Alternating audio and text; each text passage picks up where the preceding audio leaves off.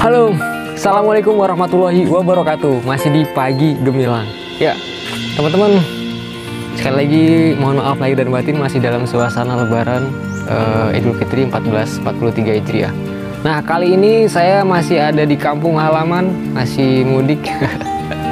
Ya, kali ini saya akan sedikit sharing-sharing tips mengenai madu yang cocok, salah satu madu yang cocok yang dikonsumsi bagi penderita GERD atau asam lambung, yaitu madu tawon klanceng. Ya, nah ternyata di tempat tinggal saya, di kampung halaman saya, banyak sekali teman-teman, keluarga, tetangga kanan kiri yang membudidayakan tawon madu klanceng ini. Nah, seperti apa mekanisme dan tata cara membudidaya madu klanceng ini, nanti kita akan ngobrol-ngobrol sama yang sudah memelihara. Sekaligus akan mencoba memanen madu klancengnya menggunakan alat sedotan untuk memanen madunya. Budidaya tawon klanceng ini menurut saya sepertinya nggak terlalu rumit dan mungkin menjadi salah satu faktor yang bisa untuk tambahan ekonomi ataupun tambahan untuk herbal alternatif yang bisa kita produksi sendiri dengan memelihara tawon klanceng ini. Nah, simak terus, jangan lupa tonton sampai habis. Oke, check it out.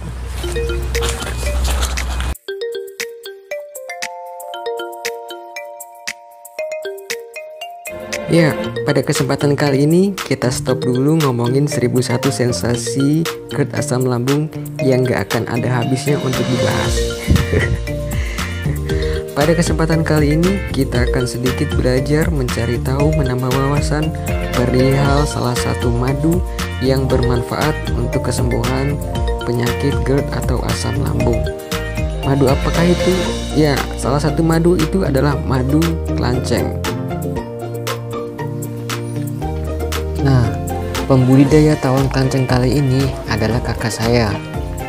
Awal mula dari kecocokannya dalam mengkonsumsi madu klanceng. Lalu beliau iseng-iseng untuk memelihara madu klanceng ini dengan membudidayakannya sendiri. Nah, kotak-kotak koloni tawon klanceng dia letakkan di beberapa sudut di halaman rumahnya. Ada di depan halaman rumah dan ada di belakang. Nah, ini contoh kotak koloni yang diletakkan di depan halaman rumah. Ojo disentil malah dimbakneh kok.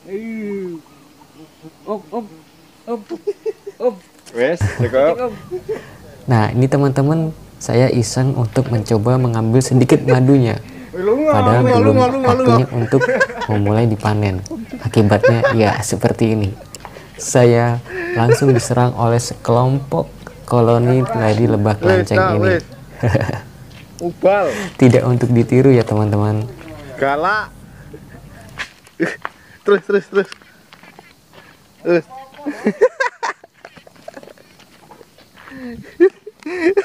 Wes, udah ada. Lebah klanceng juga kerap diberi julukan lebah tanpa sengat. Yang mana julukan lebah tanpa bersengat ini mengarah kepada karakteristik penyerangan lebah klanceng yang menggigit, bukan menyengat seperti lebah lain pada umumnya. Koloni tawonnya karena ini masih ada yang di rambut kepala sih. Nyangkut. Tadi saya coba ngambil madunya, tapi karena koloninya galak, dia nyerang ya. Dia nggak ngentup tapi gigit. Masih nempel. Aku udah tadi langsung tuh. Hampir nyangkut. Jadi rambutnya emang gitu coba.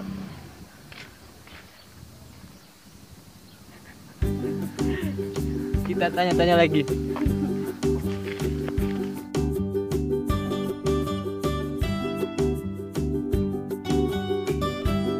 Kotak lu kira Apa nih?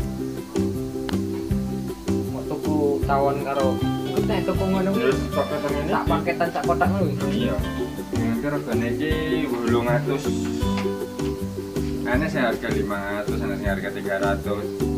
Nah, sing harga 2500 ini teruskan umum. Jadi berbadan rumah anyaran. Kadang ditipu nggak enek ratune. Nggak enek ratune kan mesti bubar mengko. Tidak berkembang biak.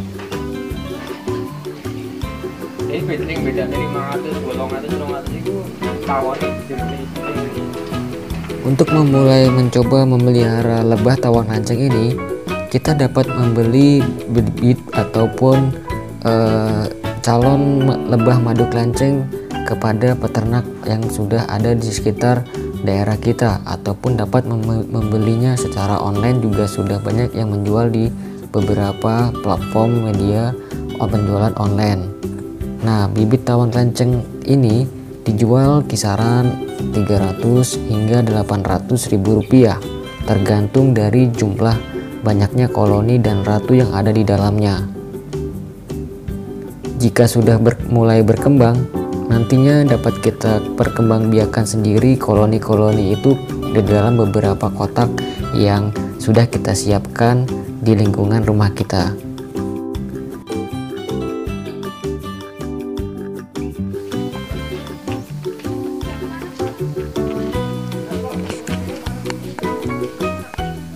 Nah, ini tadi kandangnya kita pindahin karena ternyata ini ada hamanya, ada hama semut merah, jadi dipindah.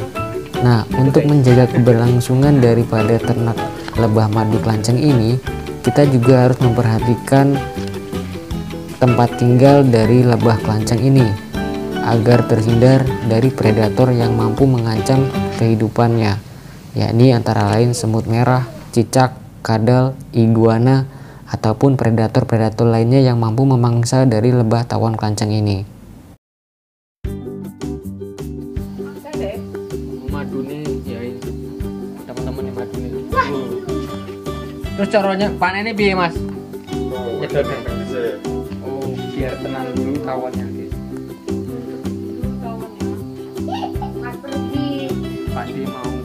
Padi mau panen madu kelanceng, teman-teman. Ikutin terus.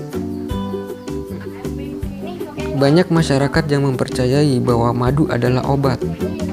Salah satunya madu kelanceng. Madu kelanceng memiliki banyak sekali manfaat. Salah satunya adalah sebagai obat untuk mengatasi asam lambung. Biar agak ditutup kayak tadi di depan, kita pakai helm biar aman. Ini guys, cara menyedotnya pakai sedotan Kizu, Mas. Sedotan disedot pakai sedotan dispenser yang matic, madunya masuk ini. Madu kelanceng adalah madu kaya manfaat yang dihasilkan oleh lebah madu berjenis Apis trigona. Walaupun terkenal di seantero dunia, madu jenis ini termasuk yang cukup susah untuk dikumpulkan dalam jumlah besar. Madu kelanceng juga sering disebut sebagai madu lebah kelulut di beberapa daerah. Cara panen para petani lebah kelanceng juga cukup mudah jika dibandingkan dengan para petani lebah madu biasanya. Mereka tidak butuh atribut kostum penanganan yang tertutup total.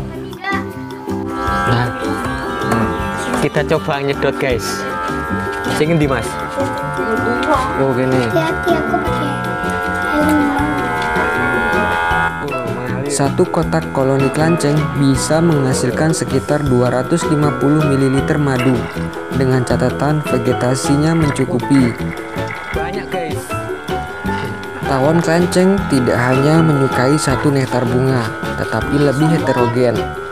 Dengan mencari nektar-nektar bunga yang dibutuhkan, kelanceng bisa mencari nektar bunga sejauh 300 hingga 500 meter di sekitar sarangnya. Tapi kan dia batas jaraknya 500 meter. Biasanya kelanceng menyukai jenis-jenis tanaman buah seperti kersen, kaliandra, jambu, jeruk, mangga, belimbing, maupun kelengkeng.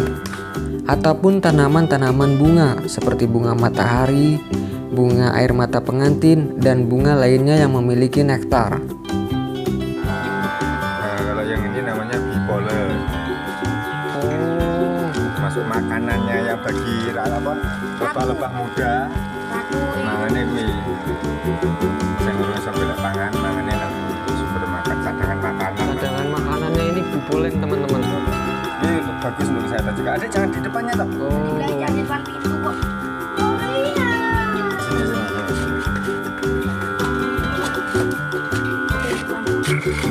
Masaknya mau lihat malah ngomong.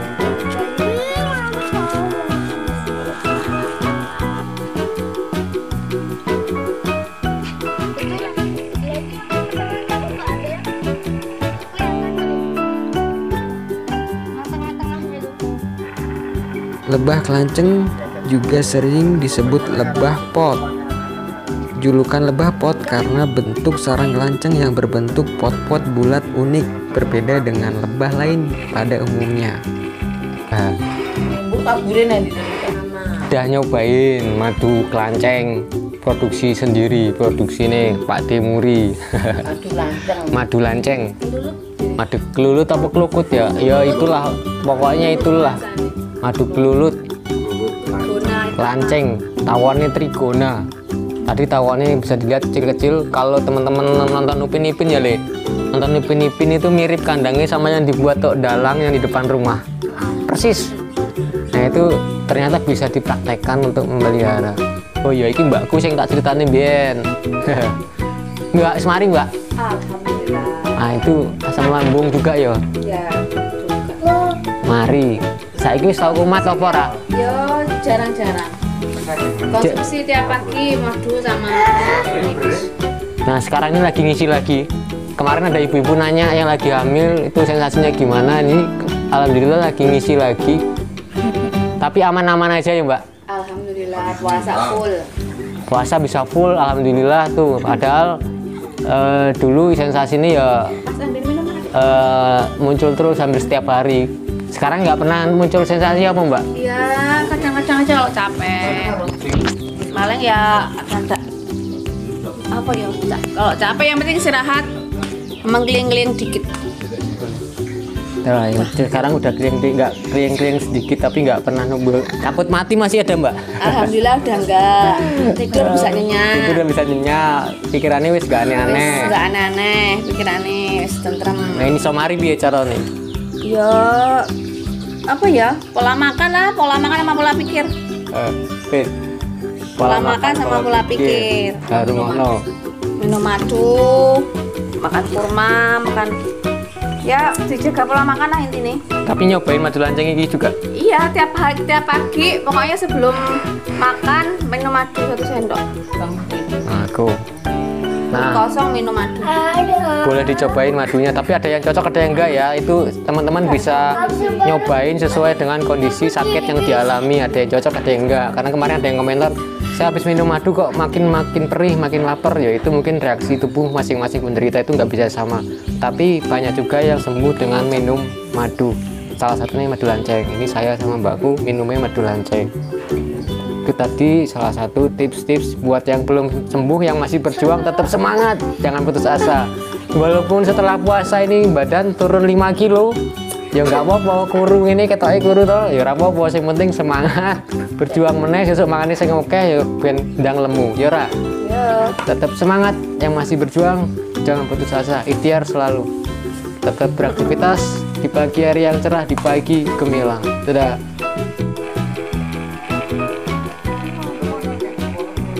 Nah, kita tadi udah sharing-sharing gimana cara memanen madu ya. Saya rangkum sekali lagi tips singkat untuk membudidayakan ternak madu tawon madu lanceng. Nah, itu pertama tadi untuk modal awal beli tawonnya sendiri yang satu box itu kisaran 500 sampai dengan 800 per box. Nah, itu tergantung isinya, koloninya seberapa banyak, ada ratunya dan segala macamnya, itu tergantung isinya. Tapi modal awal bisa didapatkan kisaran harga 500 sampai dengan 800.000. Nah, untuk perawatannya sendiri yang pertama adalah teman-teman harus siap menanam bunga-bunga. Seperti ini bunga jenisnya air mata pengantin ataupun bunga matahari ataupun bunga-bunga lainnya yang disukai oleh si tawon atau lebah madu lanceng ini. Nah, ini teman-teman juga bisa melihat, harus bisa menciptakan vegetasi yang disukai oleh tawon madu lanceng. Nah, ini harus tersedia banyak di sekitaran rumah, di sekitaran tempat kandang-kandang madu lancengnya itu harus dekat dengan sumber makanannya. Untuk perawatannya sendiri tidak harus membersihkan setiap hari, tapi yang penting dijauhkan dari predatornya tadi kodok, kadal, semut ataupun predator cicak lainnya yang suka makan dari si lebah tawon madu lanceng ini. Nah, kurang lebih ini bisa dimanfaatkan untuk ekonomis, untuk bisnis usaha, peluang usaha yang diminati mungkin sambil menyalurkan hobi berternaknya ataupun hanya sekedar untuk dikonsumsi sendiri. Nah, itu cocok, ini salah satu madu yang saya konsumsi, cocok untuk menyembuhkan GERD asam lambungnya. Kurang lebih demikian dulu sharing-sharing kita di sesi hari ini. Masih di pagi gemilang, dan teman-teman untuk yang berjuang tetap semangat, berjuang, berikhtiar melakukan pengobatan. Yang pasti periksakan ke dokter juga tentunya ya, jangan lupa. Ikhtiar yang lainnya, jaga pola makan, jaga pola pikir, dan jaga pola hidupnya dengan berolahraga. Salam ceria, salam sehat di pagi gemilang. Wassalamualaikum warahmatullahi wabarakatuh. Dadah.